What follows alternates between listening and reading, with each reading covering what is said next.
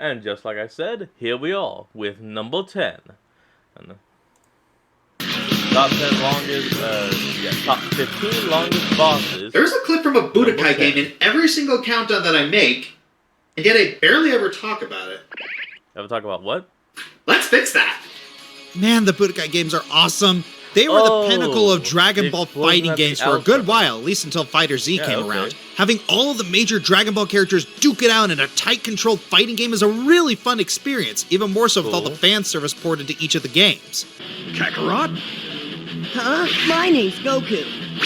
Out of the 3 Budokai games, 2 is the one people talk about the least. I wouldn't say it's worse than the other 2 games, but it's considered the forgotten middle child, literally being both the middle game and the only one to not be remastered when the Budokai collection came out. I think one of the reasons for its issues is its weird Mario Party-esque story mode, Dragon World. In Dragon World, you play as Goku and a few other Dragon Ball favorites in a game board setting and take turns moving to take on the villains that rule over each board. And as you can expect in this type of scenario, each battle takes forever. And what Dragon Ball game would this be at the longest and most difficult fight wasn't Majin Buu, a game that ignores Super, GT, and Heroes, but I digress. Kid Buu is the final opponent in both Dragon Ball Z proper and in Budokai 2's final stage. Now at this point, if you've been diligent in unlocking characters, you have a nice small army to handle Kid Buu.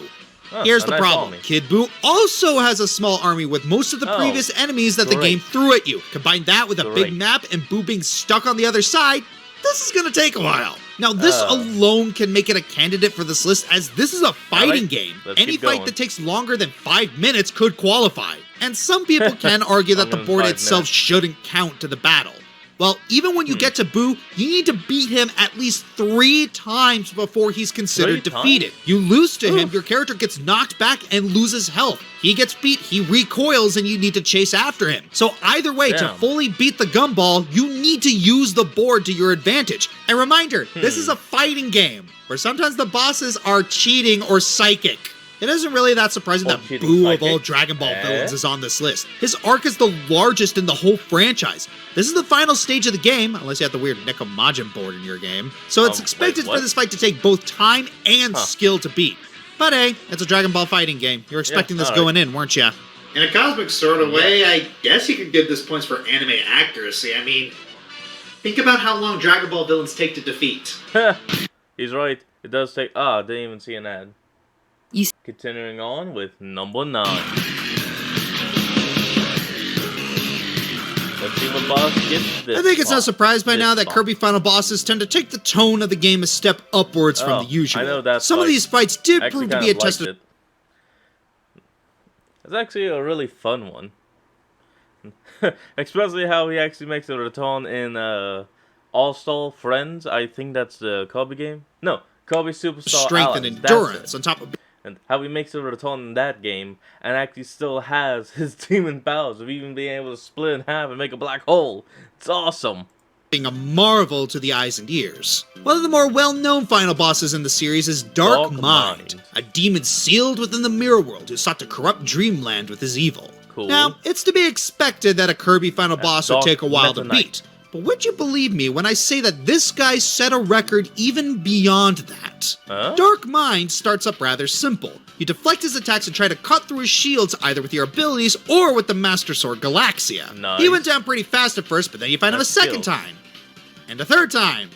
And a fourth... Okay, how long before we get to the actual challenging part? Fortunately, the form that comes afterwards is a little different. Dark Mind reveals his true self and goes on an all-out offense, swinging his mirror, summoning minions, shooting lasers, and, true to his mirror motif, flips the screen vertically to mess with you. Now this is the epic climax we're talking about! If you can bear how long it takes to even damage this guy. Dark Mind's weak spot, his eye, takes only a fraction of a damage from your attacks at a time. So you're not going to get many opportunities to combo him, leading to the boss himself being a real stubborn damage sponge. If you're not prepared to put your A game to the test, you're going to be spending a lot of time trying to whittle this guy's health bit by bit. Nonetheless, after giving it your all to beat him, does he finally go down? No! Even after 5 phases worth of beatdown, Dark Mind is still not dead. Instead, you gotta chase what's left of him across the sky in a shoot-em-up segment.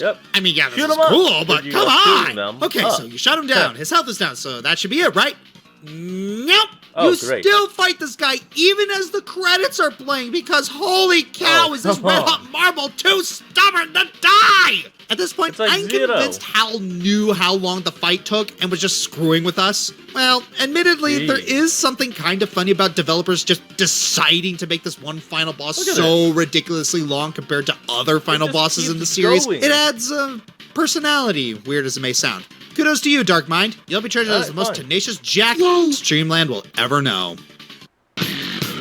That was a long fight. On to number 8. There's a lot to be said about the roguelike genre. Everyone is unique with almost infinite possibilities. Enter the One of the Gungeon. flagships of this genre, one of the most Binding of enduring Isaac. entries, is The Binding of Isaac. Coming from the man who created one of the hardest platformers Nice. ever, The Binding of Isaac hates you. The game will lie, cheat, and steal to end your runs. Every dirty trick in the book, Isaac will employ to screw you over, generating will. rooms with hazards that are one tile in front of the door, enemies that spawn directly on top of you, and getting cheated out of earned rewards are just a few ways in which Isaac will try to both ruin your run and your day. Of course, that's part of the Just gotta fun be of careful. Binding of Isaac. Those once-in-a-blue moon occasions where you get a run powerful enough to kick the game back, Oh, few yeah. things feel as satisfying. But in the bowels of the game, there's a boss that lurks. A boss that All right, sees which your one is this uber-powerful run and laughs. Hush? Hush. Oh, What makes Hush I able knew to it. scoff Hush. in the face of even your most powerful runs? 2 words. Super armor. Fighting game vets will be familiar with this term, something that protects from Hold on. Something that I can actually point out is that YouTuber, Tear of Grace, he actually does play Binding of Isaac, yet he's actually been able to become even overpowered against Hush. He's been able to even one-shot at one point. flinching when taking damage. In The Binding of Isaac, this term has an altogether different meaning. Hush will take less damage based on the player's damage stat. The actual calculations You know, I think instead is that this will just be a two-parter. You got 15 to the 11 on the first part. Now you got the other 10 right here. behind how super armor in Isaac is applied is a bit convoluted, but long story short, the game takes into account your damage stat and how much damage you've done to Hush in the last 4 seconds and gives him super armor accordingly. Damn. As mentioned earlier, bosses on this list are partly ranked on how long they are for their genre/game. In Isaac, even with a Can't really mediocre kill 'em. run, most bosses only take 4 or 5 minutes. Hush, on the other hand, can take upwards of 30 minutes even on more powerful runs. However, because of the genre, we also kinda ignore Rule 4 for Hush. Yeah. Kinda. As Binding of Isaac is a roguelike, calling find a Chaos card and throw it at Hush to one-shot him an optimal strategy where you Chaos can go card. hundreds of runs between finding one of those Chaos cards is a bit of a stretch. Chaos There card, are certain perfect. item combinations that can chew up Hush, but again, finding those exact combinations is a roll of a very, very large and many-sided dice. And the funny thing is, Nice. Hush is a timed encounter. If you don't get far enough in the run by 30 minutes, you can't fight him. Strange how the Yeah, longest it's fight in the really game that. requires you Yep. to zoom Hold on. through most of the rest of it. Man, you know. Okay, we're back. Sorry about that. Probably seems like a strange class for y'all. In Persona 3, you and your fellow I'm members sorry, of though. Seas are tasked with putting an end to the Dark Hour, a hidden 13th hour of the night where all What? manner of hell breaks loose. I mean, on one Well, hand, the people are owl? sealed in coffins, water is replaced with blood, and shadows attack. Huh. On the other hand, extra hour of sleep. Every full moon, a powerful shadow representing a major arcana appears as a boss fight. Alright, Hermit, I'm Hanged listening. Man, Emperor and Empress, and so on. And Cool. of course, the final boss, Nick's avatar, represents the arcana of death. How many Ooh. phases does it have? 15. Holy Nyx has shit! 15 phases. And that's as many as 5 threes. 15 phases, that is... That's crazy. Now, for the most Holy part, however, hell. these phases are relatively easy. As can't long as you have a believe that. persona that resists the current element, you should be okay. Nyx does have an almighty AoE, but it doesn't do a lot Whoa. of damage. But that said, there are still 13 of these phases, and they can take 13, quite a while. just- Then you get to the final Arcana, Ugh. Death. Right off the bat, Nyx's avatar has 6,000 HP and resists every element Well, except for correct. Almighty. Oh, did I mention that Almighty skills are significantly more rare? They're also I mean, immune to it kinda knockdown, just so makes that freaking means sense. no one mores or all-out attacks. Even if you have Satan to use Black Viper, you still have to deal with 2 incredibly right. annoying attacks Moonless Gown, and Night Queen. Moonless Gown causes Nyx to reflect all damage for 3 turns, essentially making the battle even longer. Night Queen inflicts heavy almighty damage to all your characters, along with random status ailments. And if the game really hates you, one of them can be charmed and then fully heal Nyx. But even after all of that, it's still not over. Nyx Avatar declares that the fall is inevitable and summons Nyx herself. In response, the combined hopes and dreams of your social links gives birth to a new arcana. You then enter a scripted solo fight against Nyx where your party members cheer you on from off the battlefield. Okay, seriously, this is starting to feel like Undertale. Eventually, their encouragement gives you the power to finish off Nyx with Great Seal. And with all this in mind, Nyx Avatar can easily take well over an hour to beat. Even if you have Armageddon to insta-kill the regular forms, you still have to deal with all the unskippable cutscenes. And while this is an exploit, it's actually possible to completely bypass Nyx. If you start Tonika's social link on January 31st, the game will go straight to epilogue. So I'm gonna pay you $100 to f*** off. I'm gonna pay you $100 to go f*** yourself. I like that. Alas, poor Chaoshouse. A victim of circumstances who wanted to help his species overcome their crippling affliction, but stumbled down the path of darkness thanks to an insane amount of bad luck and really poor decisions. Wanted to be a hero for his people, ended up becoming the villain of the war. It's like falling in love with Lady Jaina, who's a teenager while he's over 100, which makes this a really stupid plot element. Seriously, are like all the romantic partners of Jaina usually destined to become evil? She's like a gender-bent Apollo. Anyway, he became the embittered Sun King, leader of the Blood Elves, and the final boss of the Tempest Keep the Eye raid on World of Warcraft Burning Crusade. Now, Chaoshouse himself is a tough boss to beat. He's able to smite your party with flame strikes and pyroblasts, take control of NPCs' minds, strike you down with his Infinity Blade, and even absorb damage with a shock barrier, and occasionally use both a pyroblast and shock. I'm sorry, Infinity Blade? What the hell is this guy? Knock off Thanos? Couldn't afford enough for an Infinity Gauntlet? Barrier simultaneously. What's that? Not tough enough? How about the fact that this battle is in 5 phases? And you don't even get to fight him properly until phase 4. Not bad. Phase 1, he summons his 4 advisors. You have to take them out one at a time. One of which constantly switches targets every 9 seconds, and another that requires a Warlock tank. Phase 2 is a timed match against an assortment of weapons Chaoshouse summons. You only got 2 minutes to take them down, but once you do, you can equip them as your own weapons.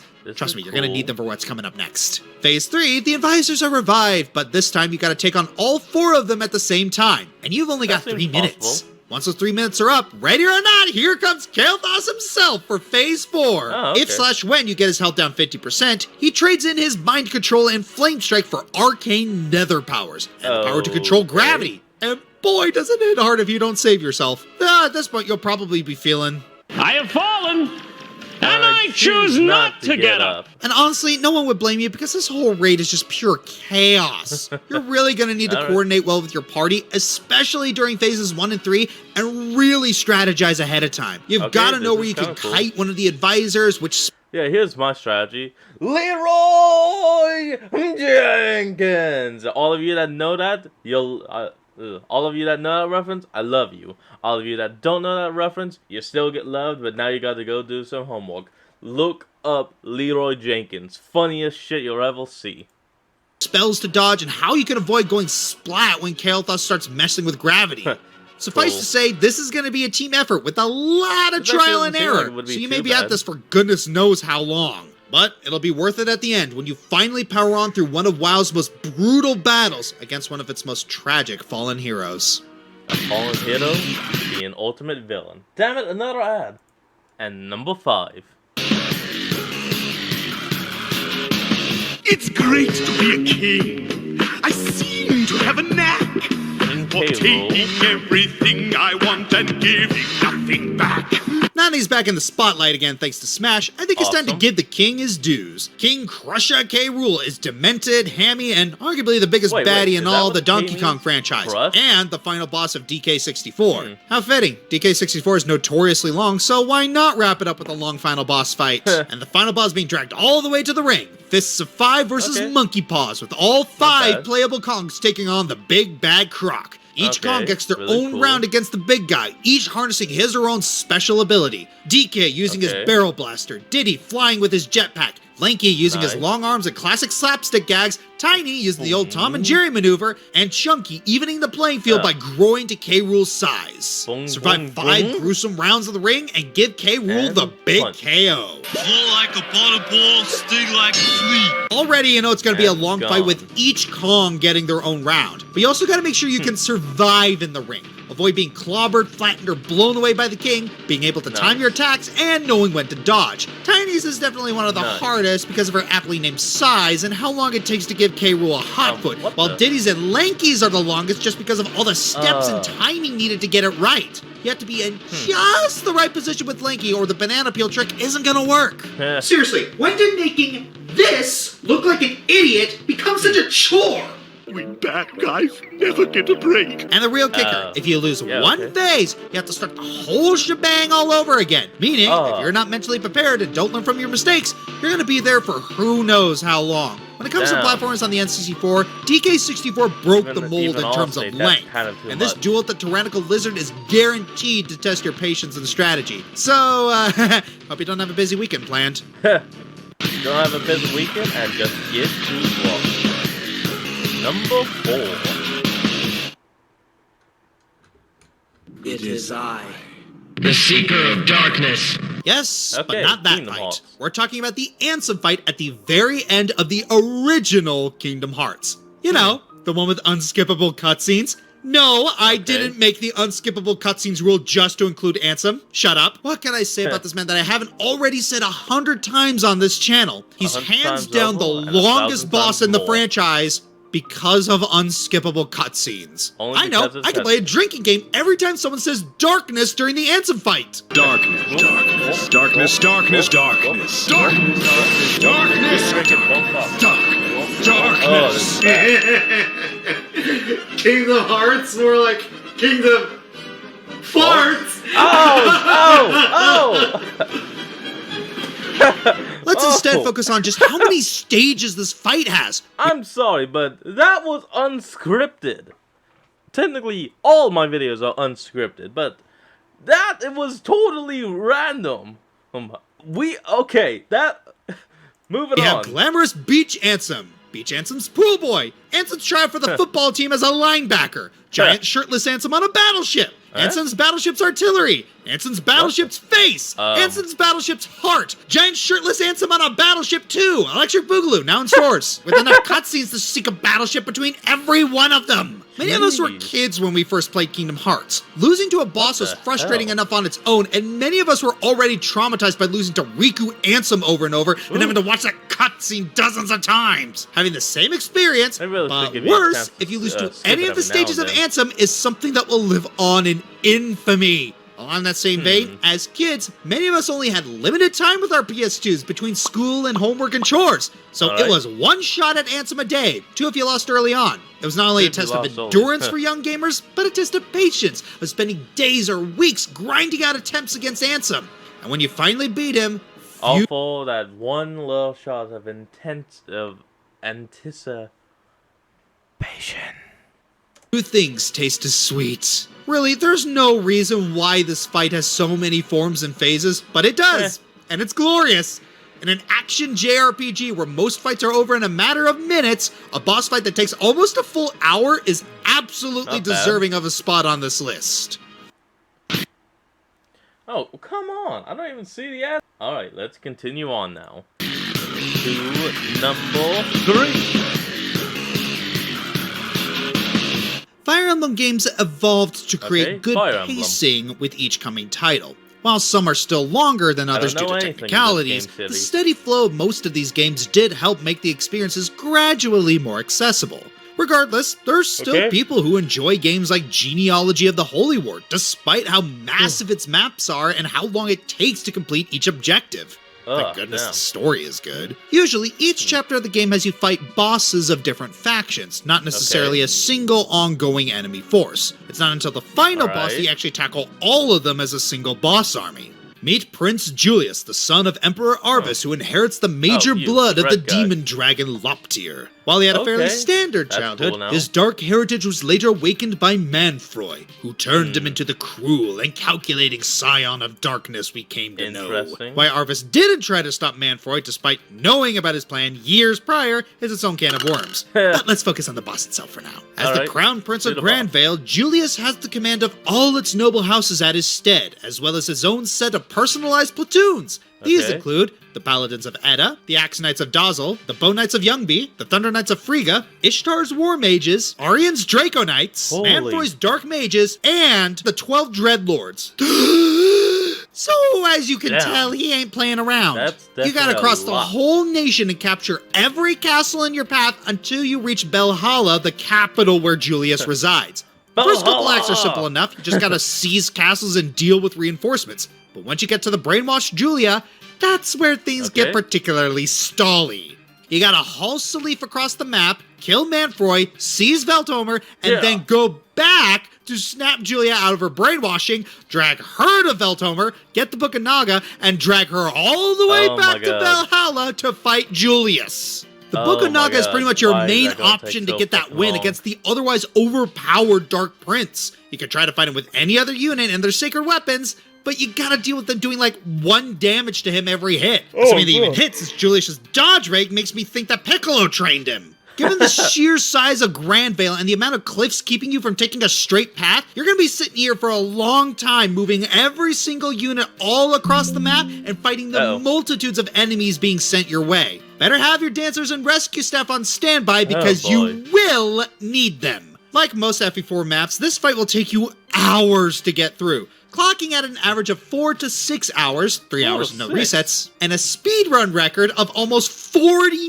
minutes. That's longer than the And that's average time it abusing takes to a glitch. beat most of the bosses on this list. Now, the boss himself isn't that hard, assuming you have all your units trained to the max before coming in and don't let Ooh. anyone important die. But yikes, does this show how trigger happy the old games get with their huge fucking maps? You'd be Yeah. grateful that modern Fire Holy Emblem bosses crap. are more forgiving for my patience. I wouldn't want to encounter another boss whose fight is as long as his hair. Alright, and now on to number 2. Ooh, the Kind of bosses, funny, dude, we've had the get end longer and featured on longer. 2 lists, and yet he wasn't at the end of any of them. I made a funny. Yes, that once is a again, little we funny. tip our I hats give to it. one of the best bosses in the Metal Gear Solid franchise, the end. The living definition of the phrase, with age comes experience. He's got over a century of sniping experience and scary joke, good actually. stealth abilities, including a near-perfect camouflage suit and an eerie connection to nature itself. Yeah. Oh, he's not in this game to kill Snake. He doesn't even use bullets. He shoots you with tranquilizers. No, he's in this little hide-and-seek. There actually is an easy way of, killing him. If you enter the fight, save, leave the game running for about 2 weeks or so, then re-enter the game, you can find him dead of old age. It's like, put the weapon down, and he just goes, plop. Just dead. Gone. Ow.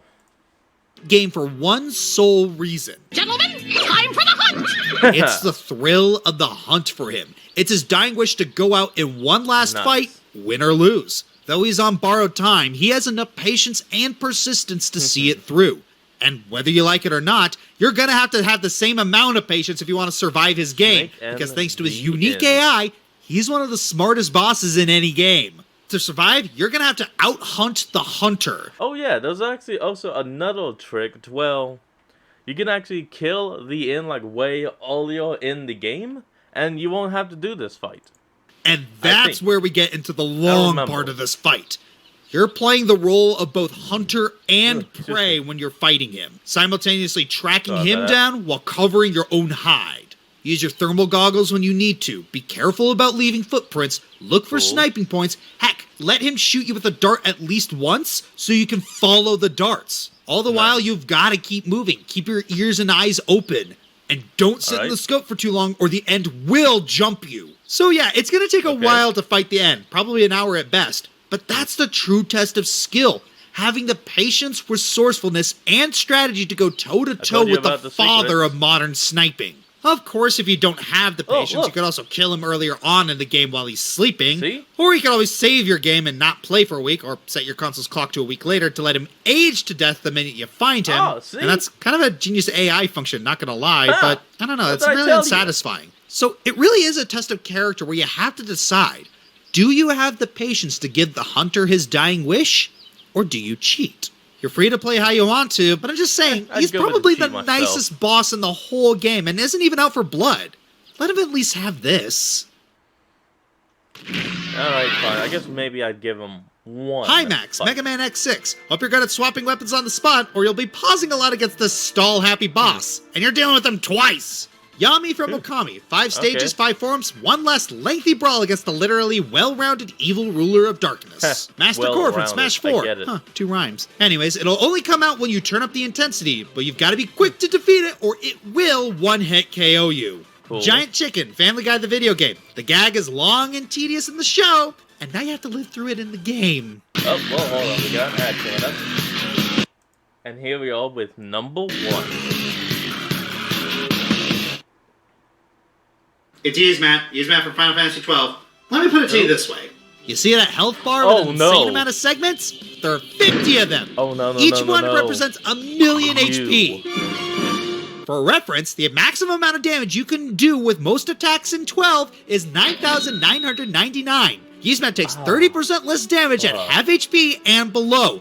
Every Oh, element, man. except for darkness, is resisted. At minimum, this fight takes well over an hour. For Oh, me, man. it took 4. And don't think that Yzmat just sits there while you wail on it. It specializes in instant death attack. One thing I do know is that if you try healing yourself, there's a chance you could actually counter the spell and then use your healing magic on itself.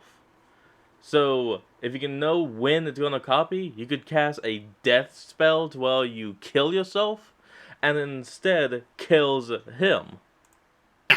Help you like having to constantly Oh, revive something. and rebuff your characters. It can also reflect on the party. Why is this important? Well, if you're not careful, you can cast Renew and accidentally fully heal Yzmat. Yep. Oops! Even with a fully maxed up party and a highly optimized strategy, this fight can take well over 2 hours. No contest. From the I mean, it's moment an we awesome started on this design, list, but- there was no doubt that Yzmat was gonna be number 1. Yeah. I'm Josh good man. Scorcher, and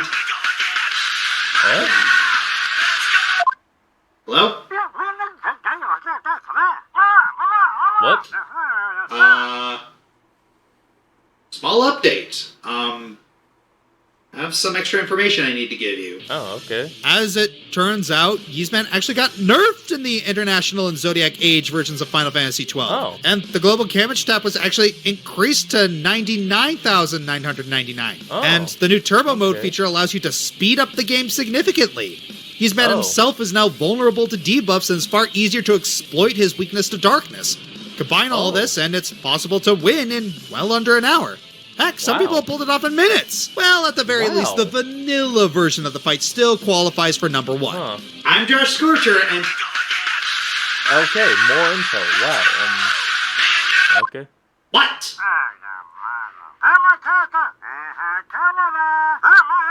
What?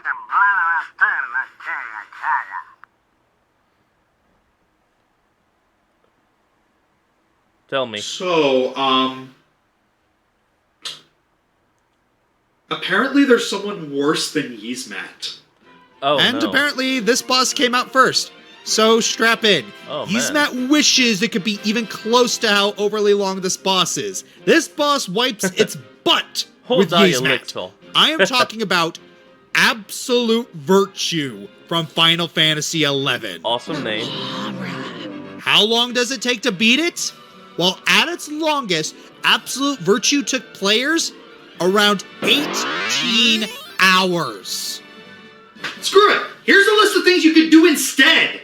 Watch the What? entirety of the Lord of the Rings Extended Edition. Read every Diary of a Wimpy Kid book and watch all the movies. Get Excalibur 2 and Final Fantasy 9. Holy Platinum crap. Kingdom Hearts 2. Read the entirety of Problem Sleuth. Do a glitchless 100% speedrun of both Ocarina of Time and Majora's Mask. Watch an entire season of The Simpsons. Write a novel about the Titanic director's cut. What the worst the- part is that Square Enix patch out methods players found to defeat Absolute Virtue, claiming it wasn't the correct way. They made it even longer then.